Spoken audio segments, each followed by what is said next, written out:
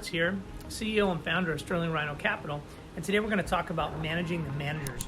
What systems and processes have you put in place to help manage your property managers? Now, that seems kind of silly, right? Why are you hiring a property manager to then go and put in a bunch of systems and processes to babysit and manage them? But the point of this conversation is really more about how do you help them to execute your proforma.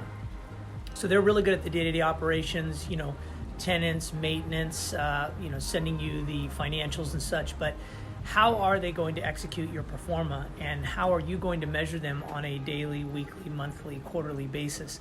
And so one of the things I want you to think about is, when you go into this process with the management team, you want to be thinking, what if the management team doesn't understand anything I'm trying to tell them? What if they don't understand that, we really need to hit certain hurdles every couple of months? Or what if they bail on you or something happens and you're left hanging with the bag? You need to be able to put someone else in place and follow those systems that you've employed to execute that P&L, because your investors and your partners don't really care about excuses and property managers turning and, this person couldn't do that, or they didn't understand this or whatever.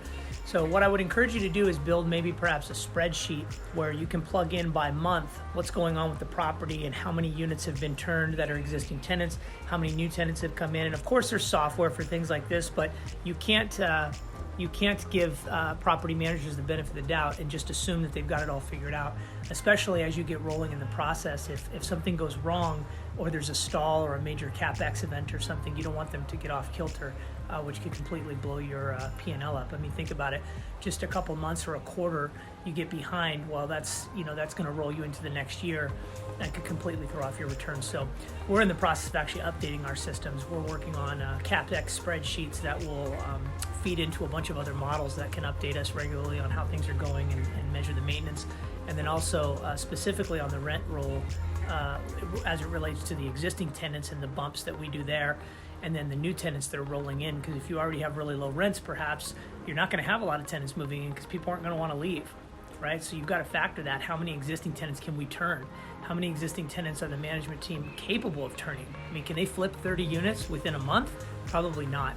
So if they can't, it's going to affect your overall return. So I just want you thinking about that. I mean, once you close the deal, you got a lot of stuff going on, but then you got to start thinking about, okay, I got this management team on the ground, and do I have systems in place where I can measure them regularly and we can be on the same page? Maybe hop on a Zoom call and do a screen share where we can see where we're going and what the plan is and how they're going to execute it. So hope this video was helpful.